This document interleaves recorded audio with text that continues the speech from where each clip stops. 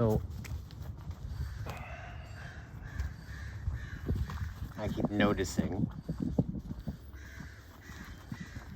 what I had talked about, I think, in my last walk, maybe the one before that.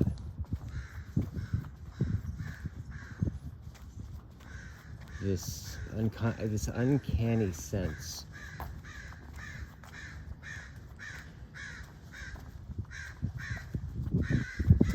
which actually starts to reveal why sense itself seems to be so concealed, right? That it may be the case that the West as we know it, and the way we know with the West,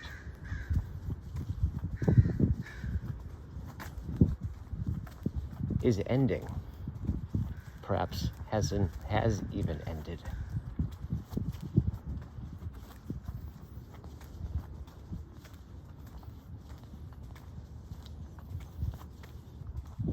And with not much of a sense of what, if there's anything after the West, if after is the right word. I don't have a sense for what that is.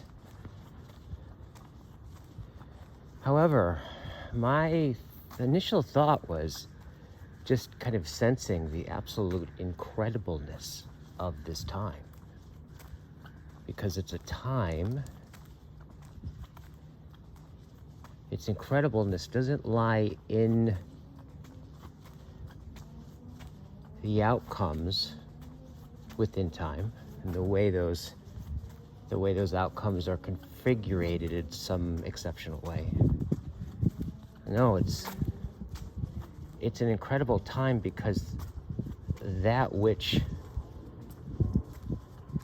organizes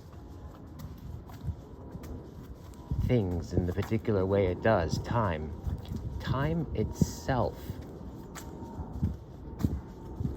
is changing and perhaps even ending in some way. And out of that incredibility, perhaps there's a call I notice in myself and calling to the others perhaps to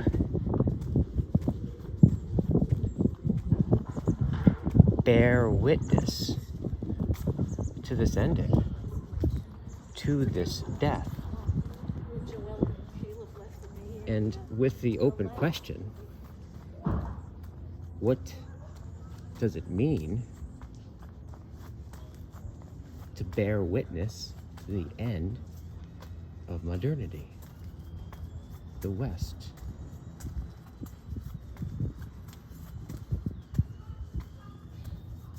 If that is in fact what's happening.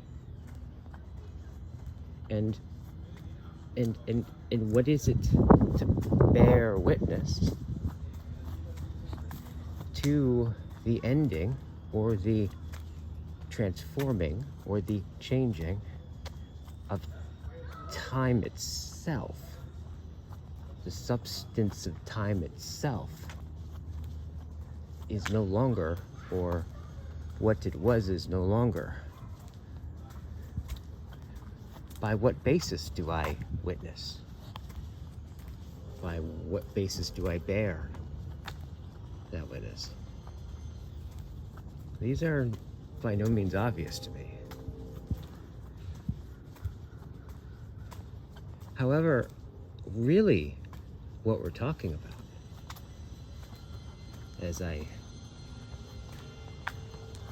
live it out here, walk it out, feel it out, think it out, sense it out, respond to it, is we're talking about death. Not just death in a time dying, or an epoch dying, or time itself even perhaps dying, but what death in fact is for us. I don't know if we know how to die. Apparently, to be mortal is to become death-worthy. We are the beings that die. We are the finitude that is the threads that weave through everything that we do, say, and presuppose. Yet, it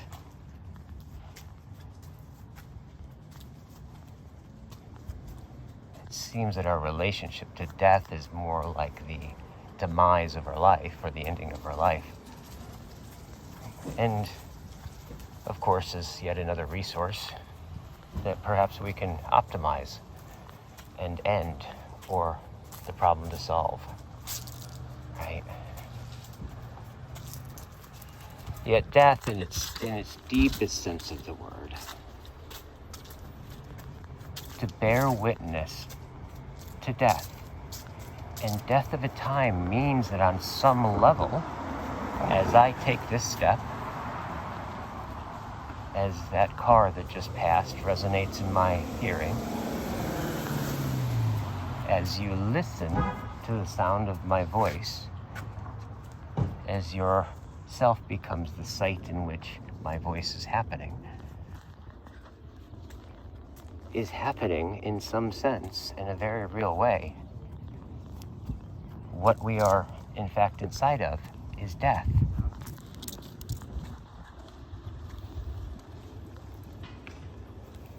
And I think what I mean, perhaps even more, I think what I mean by bear witness is actually with this sense of being, which I didn't have before, this sense of literally being inside a dying time, a dying epoch,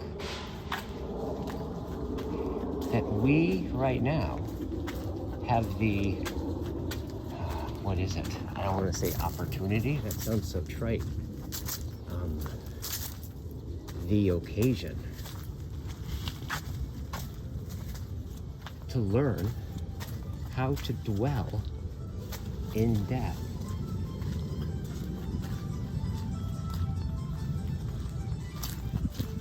To dwell is something quite rich. It's what's possible for human beings to do, to dwell on the earth, is in some sense is to be the one who dies, and one's dwelling becomes a gathering of the sky and the earth and the intelligibility of all that is. And to be a dweller is to, in some sense, is not to live on top of. It's not to extract from. And in some sense, you're shepherding. In some way, the earth into worlding. In some way that one would like to think that would make the earth smile.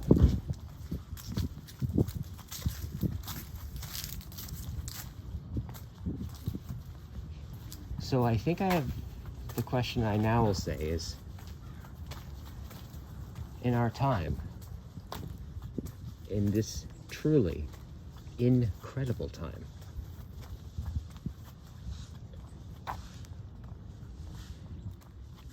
how do we begin to, maybe for the first time, become truly human, truly mortal, and not just die, but learn to dwell in death itself?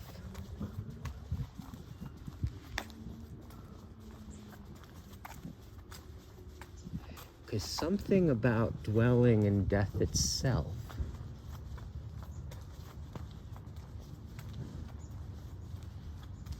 I have a sense is the way human beings marry being.